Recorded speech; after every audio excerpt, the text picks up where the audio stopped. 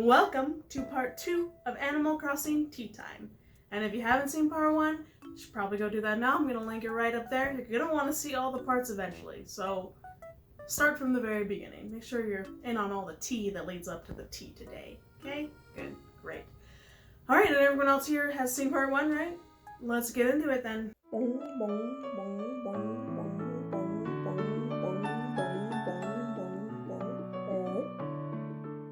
And today's first contestant is the Able Sisters. Alright, Mabes is looking depressed. Let's see what she has to say. I want to know what's going on. Oh, it's just, I wonder if anything can be done about what I call my sister's city folk complex. Ooh, city folk. I'm not sure when she first started showing signs of it, but it's part of her now. When it comes to people who move over here from the city, my sister can be cold. Wow. That's a little bit bigoted there, Sable. But I get it. City people, they're different. It's not like she's blatantly rude to them or anything. It's her eyes. Their eyes. Ooh, let's see what Sable has to say about this. Mabel just called you out, Sable. What you got to say?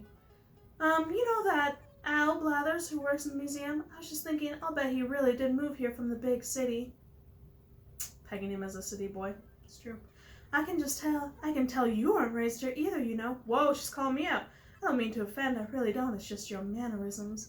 And not to be a pill, but something about city folk just rubs me wrong. She literally was just like, I think you're city folk, and city folk rub me wrong. So if A equals B and B equals C, then A equals C. And she just said, I bother her, basically. Thanks, Sable. Oh, well, there's no real reason to be completely honest. I guess I just don't feel like I can trust them. Do you know what I mean? They seem charming, but I get this feeling they're always watching the angles. What does that mean? I'm sorry. I know that I shouldn't say this because we live in the same town and all, but yeah, that was a little bit rude, Sable. Keep your thoughts to yourself if you're being bigoted against a group of people. Alright, let's see. Mabel, what's up? Well, the other night Blathers, the museum guy, came running into the shop. Ooh. Hey, I wish I could tell you because I don't have the slightest clue. One thing I can say, though, is that one was seriously bugged out. He was totally flustered. He picked out all these women's clothes. Yo. If Blathers, if he wants to, who are you to judge? Do you guys remember in New Leaf when if you bought girls' clothes as a guy, she would like call you out on it? I don't know if she did it when you bought guy clothes, but I have a gay friend and he was playing New Leaf and he's like, every time I go to buy women's clothes, she calls me out and she's like, oh, those are women's clothes, but you're buying them for a friend, right? Oh, Mabel, times have changed. I don't think she does that anymore in New Horizons. Playing New Horizons, whenever I play as one of my guy avatars, I do feel bad for the guys that play it because there's a lot less clothes. I was like, whoa, who knew that he was into, playing dress up? That's one way to say it, Mabel. Well, I, for one, had no clue whatsoever. All these things we're learning about Blathers. Oh, speak of the devil, guess who came by the shop the other day? Yes, it was none other than Blathers himself. Dude, Blathers a chill guy, calm down. I looked up from my work to see Blathers staggering in, looking all disheveled. Wings, legs, he said, frothing at the mouth. Ugh, the vileness.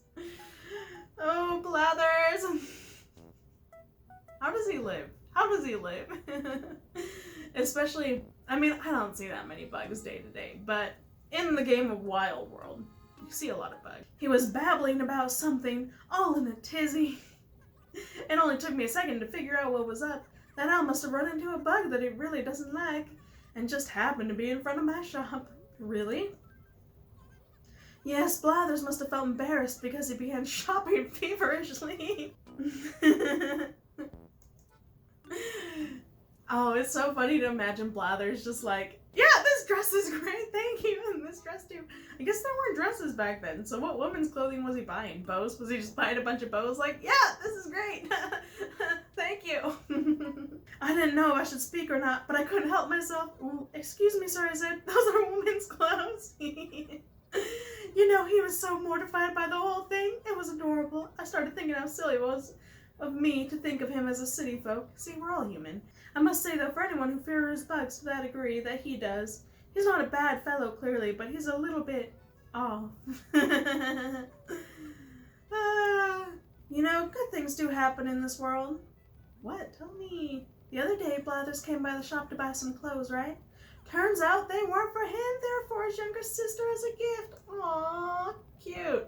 Well, that's the story he makes up to, like, cover his tracks. We all know otherwise, Blathers. Isn't that so dreamy? It'd be so cool to have an older brother like that. Then I could have him buy me anything I ever wanted and more. Aww, that's cute. I don't know if I would trust my brothers to pick my clothes out, but maybe. It might interest you to know that yesterday Blathers came by here. Oh, no. He wasn't fleeing bugs this time. He was just shopping like anyone else. I don't know if you know, but Blathers has a sister much younger than himself. He came here to buy a gift for her. Yes, I thought it was sweet. Mabel and I put our heads together and we chose the biggest ribbon in the shop for that girl. Aww. I thought to myself, oh, how nice to have a big brother like that. Up until then, I thought that all people from the city were just different. You know, like they were a different breed than us, but now I realize how very wrong I was in thinking that. Good job, Sable. No matter where you live, brothers are brothers and sisters are sisters.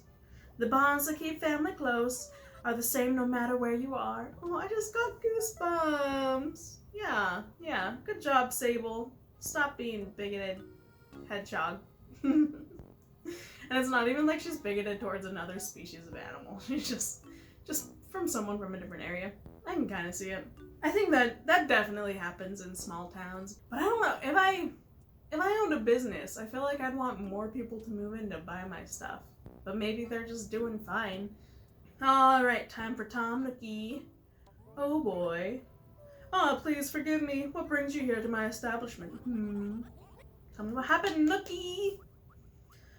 You know Harriet, the hairdresser who recently moved into my store, yes? Well, just the other day she said to me, Nook, sugar, have you ever thought about changing your hairstyle just a scotch? Well, I never! How very rude of you! You may not believe this since it's not incredibly obvious to the naked eye, but I trim my hair every day, Tom Nook.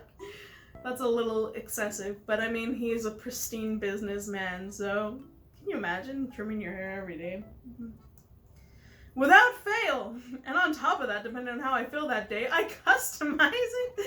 Now, perhaps it might be a little too subtle for most people to notice, but that's how I express myself. It's where I let it all hang out, as they say.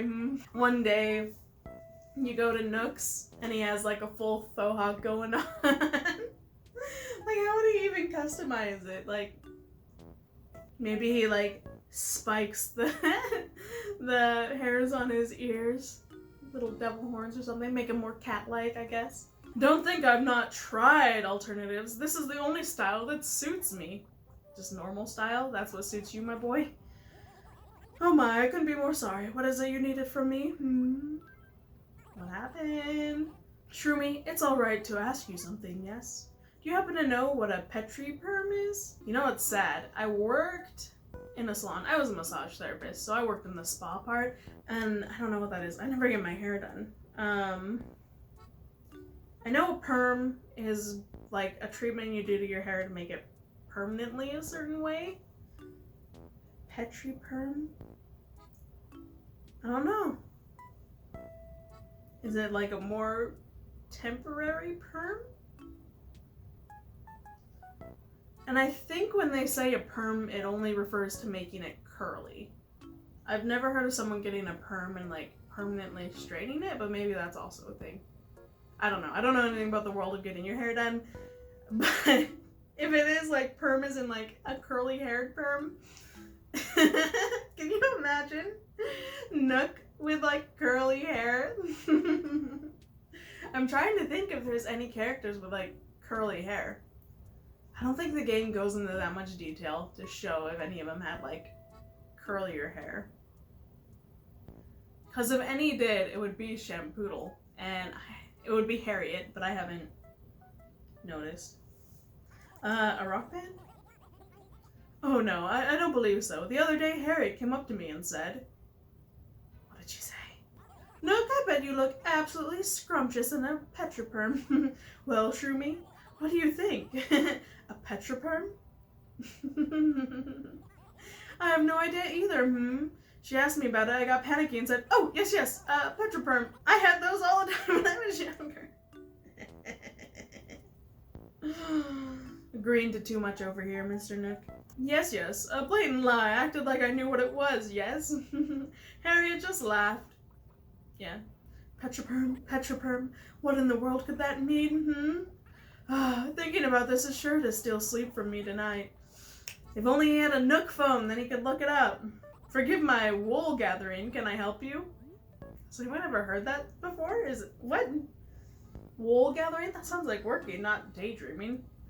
Is it, I guess daydreaming, dreaming has sheep.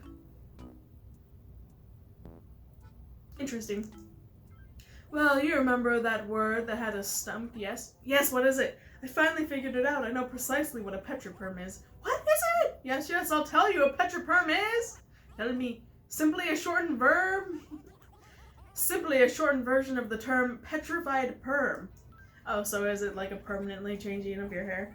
It's no laughing matter, Do you even know what a petrified perm is? No, I don't. They take a very skinny curling iron and give you very tight curls. Yes! Oh, I was right! Oh my gosh! If anyone has artistic skill, please draw me a Nook with very curly hair, little short curly hairs, and send it to my email at shroovycrossing, okay? At Gmail. That would be great. And I would for sure feature it on the channel, because that is too good. The curls are firm as rock. Why, if I did that, I'd look like a circus clown. I would love it. I'd be the laughingstock of the town, They'd ask where my red nose was. I like how horrifying, The very thought makes me feel such humiliation. That Harriet, she probably knew I'd feel this way. That's why she was laughing, Ugh. I swear I will never play the fool for some big city girl. Oh, it ties back into Sable and Mabel's thing of the big city. Wow, this whole town is like problems with the city. I do not understand why this whole storyline was not in City Folk. This would make so much sense in City Folk where there was an actual city to be complaining about. But there's this whole dynamic they're writing in of a country versus city, and we never see that city. I'm sure this is like what inspired them to make the city, and the city would make so much more sense if you had this story that tied into it so much. And we also have the whole storyline that we heard from in part 1 of Nook going to the big city and being burned. So I think of the NPCs, I think the people from the city are Blathers, Celeste, and Shampoodle. And I guess me? I think everyone else, though, has been here for a while. So I don't think there'll be any more city folk for them to complain about besides those 3. I guess Brewster's also a city folk. Alright, that is the end of Nook's story. We are moving on to Blathers. I wonder if he'll mention the thing with the Able sisters. That would be funny. I don't think so. It's been a while since the Able thing happened. Whew, what's wrong? Oh yes, were you aware that at this museum we have our own coffee house? I know, yeah. We weren't always so lucky to have that shop here, but I had a clear vision, Woot. I desired to get more residents to come to the museum, so I called my good friend Brewster and he moved with all speed. Yes, he opened a shop right here in the museum, don't you know? And ever since, even people who never knew where the museum was came in force. How could you miss the museum? This town only has the Able sisters as a biggish building, Nook's, well, at the start of this, it wasn't big. Like, the museum is the most grand building there is. Town Hall's decent, and the gate's decent, but, like, how you miss the museum, Indeed, they became regulars, Woot, and the business rather booms. I must say, for me, the whole experience has been most uplifting. Why do you look distressed, then? Well, sadly, we've noticed an increasing number of undesirables as well. In fact, just the other day, we had a rather odd guest darken our door.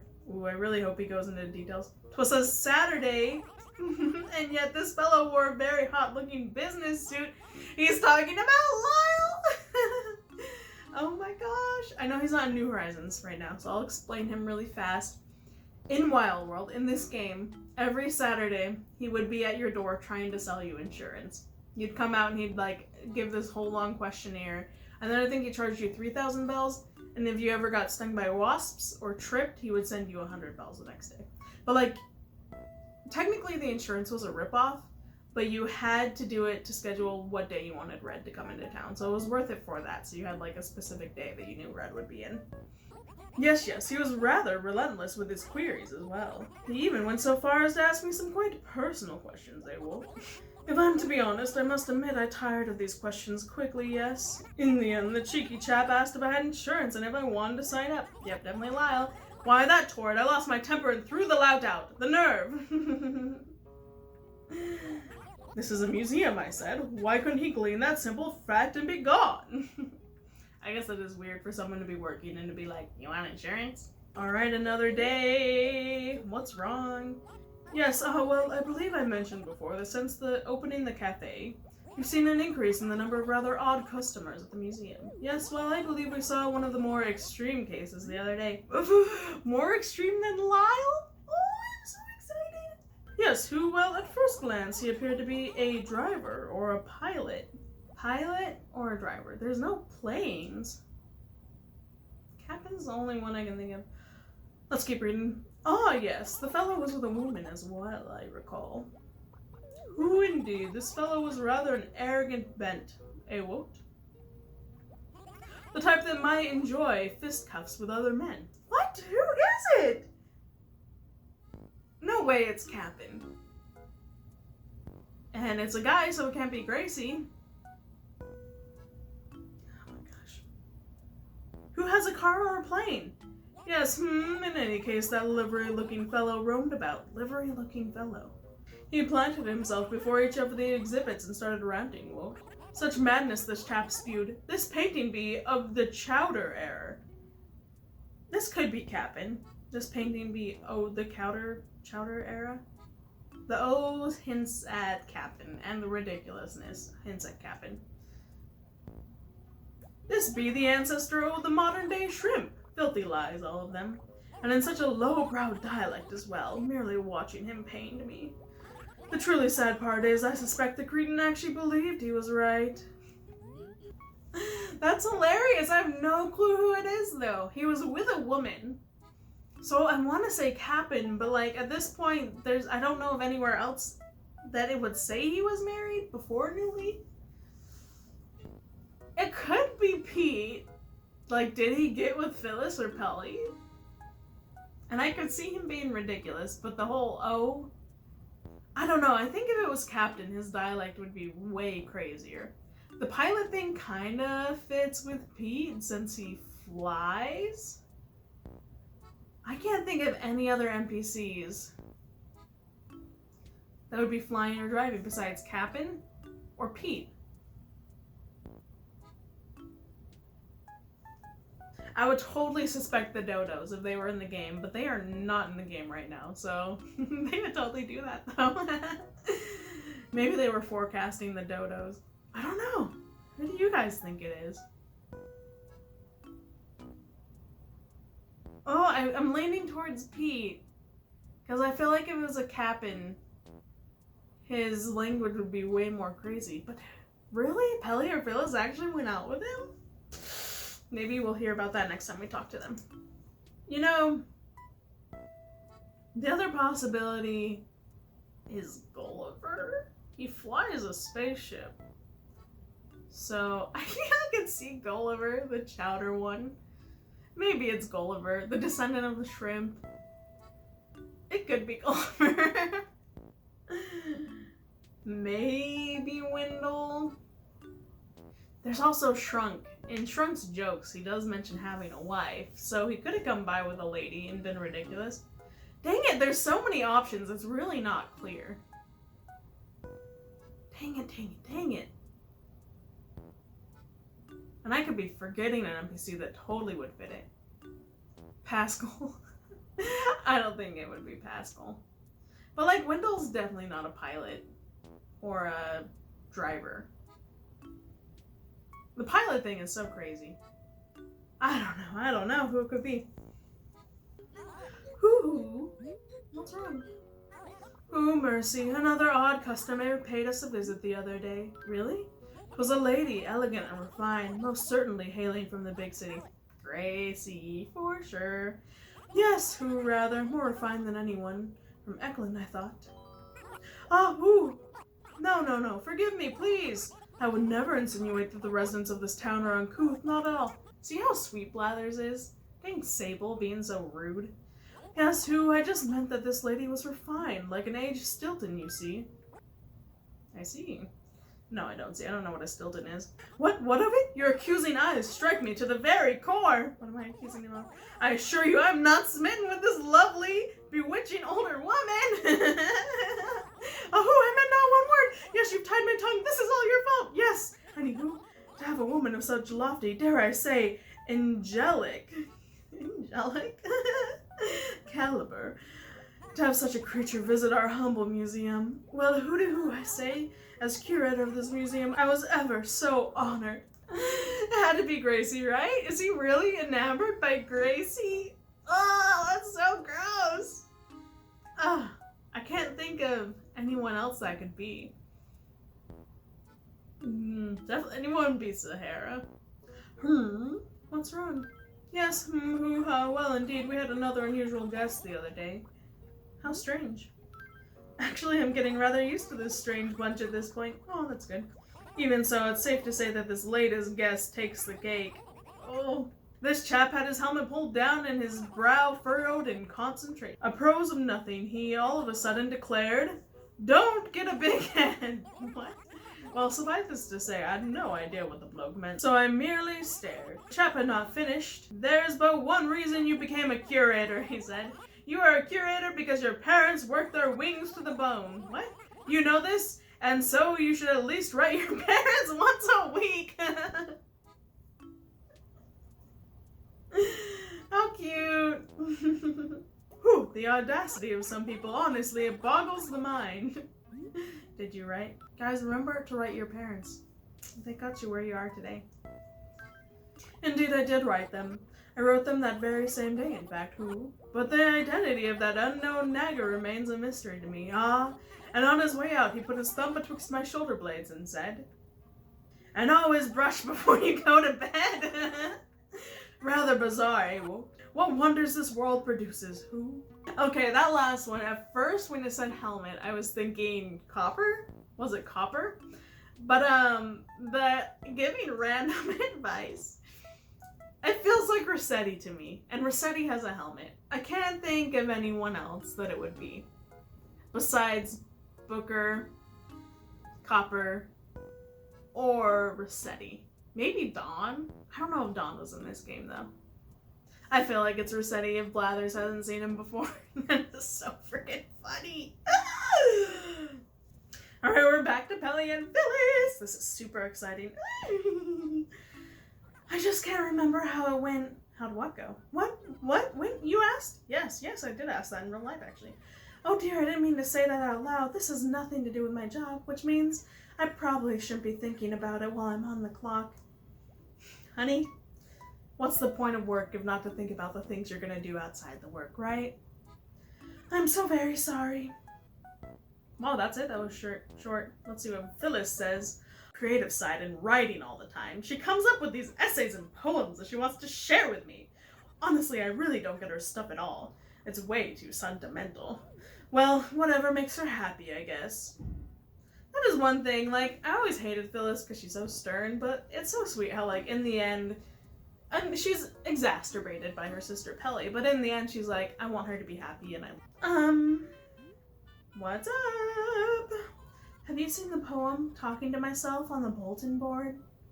This is one of the biggest features I miss in Wild World besides this whole feature. And that is the freaking bulletin board. Like, the bulletin board has been completely nerfed throughout the games. I barely ever check it. I forget it exists. I think the only thing posted on there are events or birthdays. If you get lucky, you have someone visit your town and write on it, but at that point you forget it exists and you don't even see that someone wrote on it, which is sad. But before, they did all these funny jokes on the board, so like, it was something to look for when you logged on for the day to look at the bulletin board and see if there was something funny there, and some of them were genuinely funny.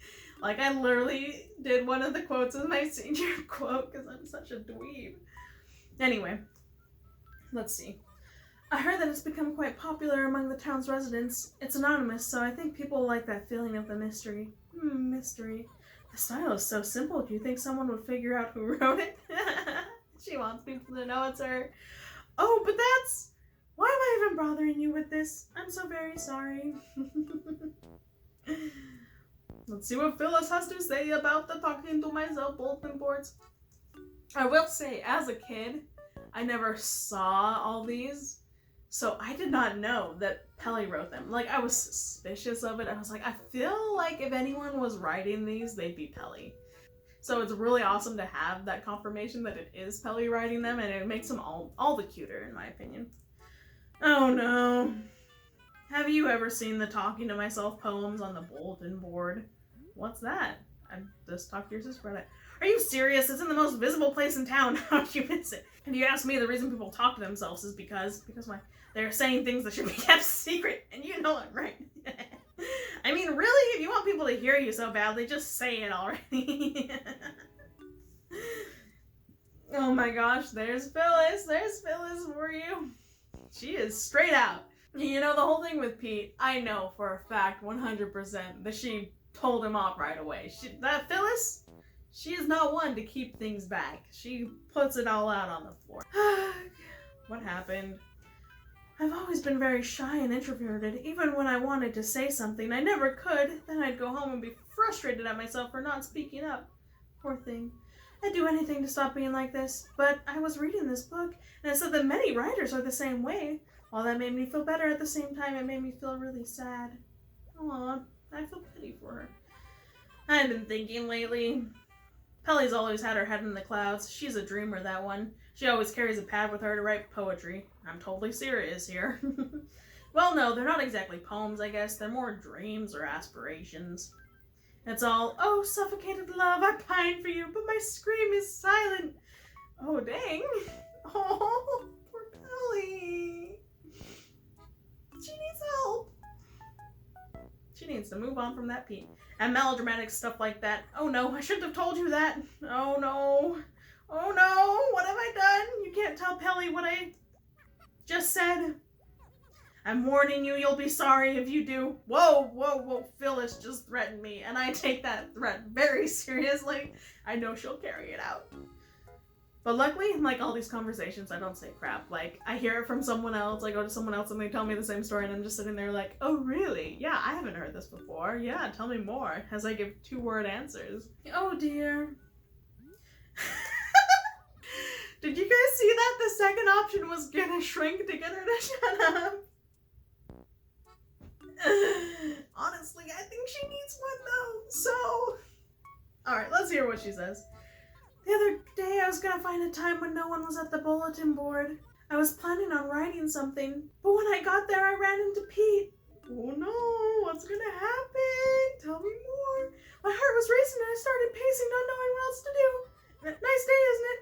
That's all I could force myself up to croak out. And Pete just stared at me with a blank look on his face. Oh my, I'm such an idiot, dumb, stupid. Pelly strikes again. Oh, Pelly? Pelly, get some help. Ugh, I swear. What's wrong? Well, it's not like I get my jollies from butting into people's love lives, but I really don't think she gets her jollies from drama for sure. As her older sister, it's my responsibility and my right to look out for her. I can't just let her fall for some stupid boy. His head is stupid too. Though I'm not going to bet that it'll do any good. Fine then, it's her loss. That's funny, that one evolved into being about Pete. I really didn't expect that. Oh my gosh, we got back-to-back Pelly and Phyllis. Holy blessings here. Hopefully that means my accent won't change too much between each story. I really should have sat down and like figured my accents out and recorded them and gotten like sound demos for me to listen to so I knew what accent I was doing this every time, but I didn't plan on doing accents, they just happened. So sorry if they're changing up all the time. Anyway, well, before I come to work, I like to stop by the Roost in the museum. I'll usually enjoy a nice cup of coffee to wake me up. That's nice. It might be because I've been staying up later, but I've been having a really hard time getting up in the morning. Some days I have to choose whether to swipe my time card or get coffee first. Is she staying up late thinking about Pete? She probably shouldn't do that. It's like I have a devil on one shoulder and an angel on the other. More often than not, though, with me, the devil usually doesn't win. Oh, she's a sweetie. Alright, why is Phyllis sad? Oh, well. Are you a coffee drinker? Because I don't trust people who aren't. I'm starting to get the feeling that, like, Phyllis is, like, a wine mom. And that she has, like, wine memes up around her house and things like that. Well, you should go to the Roost, because they pour the best cup in town. They only use the purest water and the finest beans. Nobody sludge there. That way the coffee always tastes rich and smells bold. That coffee is the reason I can pull these late night shifts all the time. I believe it. Her blood is probably coffee. Sigh. What's going on? You know in the movies how couples often meet in coffee shops? I wish that would happen in real life. It's one of my dreams. I wonder if Pete doesn't like coffee or something. I've never seen him at the Roost. Not even once. Yeah, I don't think you see him at the Roost. Sheesh, honestly. I can't believe the nerve of that Pete and his sweet tooth. What happened? Tell me. I mean, I've heard of sweet tooth, but he takes it way too far. What is this? I thought it'd be nice and pour him a cup of instant coffee. Then, grinning like a moron, he proceeded to pour 10 sugar packs in it. That sounds like a lot. And knowing Phyllis, she drinks it straight black. No pigeon milk, no sugar. Straight black. It was more like coffee syrup or something when he was done with it. I felt sick just watching him. Ugh, total barf city. Phyllis is judgy. Oh well. The other day I asked Pete if he liked to drink coffee. I had a plan, you see. If he said yes, I thought I could ask him if he'd join me for a cup. Okay. I was a little bit mad at Pelly for not acting on her feelings earlier, but I think for a girl, this is definitely the right method to go about. Like, I never straight out went to a guy and was like, go on a date with me. I always went like, let's hang out, go get some burgers, maybe let's go watch a movie together, things like that. So it was like, if he chose to take it as a date, he could, or if not, it could just be like, yeah, I just wanted to hang out with you, kind of a thing. So, good plan on Pelly's part. Just do a simple like, let's go get coffee as co-workers, you know? See if it leads to something else. But before I could put my brilliant plan into effect, he said, actually, I like hot cocoa better. Oh, man. So when he drank the coffee from Phyllis, he was definitely like, I'm doing this for love. He was not into it. I mean, I guess that shows you how into Phyllis he is. Jeez. And we're all looking at him like, what do you see in her, Pete? What do you see? You got this story in June? Otherwise I'd be like, yo, just wait for Valentine's Day and you can get hot cocoa. But it's June, so. And I don't know if they did hot cocoa in this game. It might just be later games. Oh, I felt so very foolish. Well, I mean, at that point, then you're like, I don't know, you can't turn it around right away because that's way too needy. If you're like, let's get coffee together, and they're like, I don't like coffee, it's kind of weird to be like, now we're gonna go do this instead, because then it looks like clearly you're not being casual about it anymore. But like, I don't know, you could wait a couple weeks, be like, hey, I thought it'd be nice to put a pot on of hot chocolate, drink it. It's really weird to do that in June though. But like, I definitely had a couple dates that ended in like hot cocoa drinking at the guy's apartment. Even with his sweet tooth, Pete can be awfully unsweet sometimes. I don't know how that was unsweet. He was just being honest. Urgle. Feeling down. The coffee I drank before my shift was a bit too bitter. Her coffee can be too bitter for her? Girl. Are you sure you don't just eat coffee beans straight? It was my own fault for telling Brewster, make mine the bitter blend. Because he went and did just that. But for the record, I drank the whole cup without a drop of milk. Look at her. Because I don't want anyone lumping me together with that wimpy Pete. Oh, I love it. She's like, 1 pack of sugar will put me too close to being Pete. How very strange. Tell me more, tell me more, tell me more. Ever since I found out that Pete doesn't like coffee, I don't go to the Roost much. It's not very fun for me anymore. Aw, her dreams of finding her love at the coffee shop are dashed. That's actually really sad. Find another boy, Belly. Who else goes there? I'm sure Wendell might go there. He's a nice guy. But let me tell you, when I was feeling blue and sipping my coffee down there, Brewster walked up and gave me some odd advice. He said to me, tell me it's so cute, rushing matters of the heart is counterproductive. Aw, that's super cute. Pelly, why is that weird advice? Like, take it. Rushing matters of the heart is counterproductive. Like, you can't force Pete to love you, okay? Stop being down when he doesn't love you back, because that's not something you can force. Frickin' Brewster. He's just so cute and warm and fuzzy. A good cup of coffee has the power to move men's hearts more than force. Well, except for Pete. In Pete's case, a cup of sugar can move his heart, but not coffee. On one hand, those words made me feel better, but on the other hand, part of me felt like I just watched a commercial and it was all very perplexing. Blathers is over here like, the solution to every problem in your life is coffee! The coffee marketer of the century. But he really believes in the product he's selling. We all know that, so it's okay. Ugh, unbelievable. What's wrong? I don't get it. Brewster said to me, you two don't look alike at all.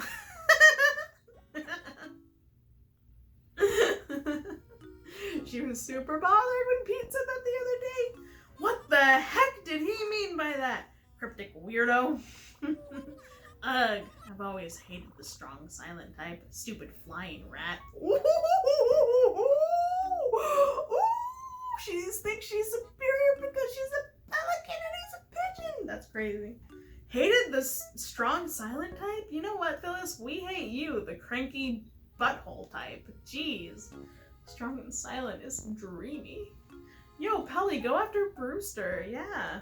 I don't know. I can't see Brewster ever, like, being with anyone. Which I feel bad. Like, I won't ever want to say that about an actual human. Although I probably do. But it's sad to be like, that person probably never gonna be with anyone. But Brewster, I feel like that's Brewster. And with that tale of coffee, we are halfway through all the Wild World episodes. So I think I'm gonna call it an end to part 2. I really hope you enjoyed it. I know I did editing through these. It's been like a year since I recorded them. Sorry I haven't gotten to editing them sooner, but I'm doing it now. Anyway, it's been a year and it's been so fun to watch through them. It just makes everything feel so much more like a community, and it makes the people feel like they have lives outside you going on, and it's just so fun. And all of them are so like just relative to being human, being a person, especially like the whole fiasco with Pete on the outside. You're like, this is bad for you, Pelly. But you know, you've been there and you've been like so infatuated with someone, and like just brings back memories. Probably not good memories, but it just relates to the soul, I guess. Once again, thank you so much for watching this ridiculously long video. There are 2 more ridiculously long parts to come. And as always, I hope you have the loveliest of lovely days.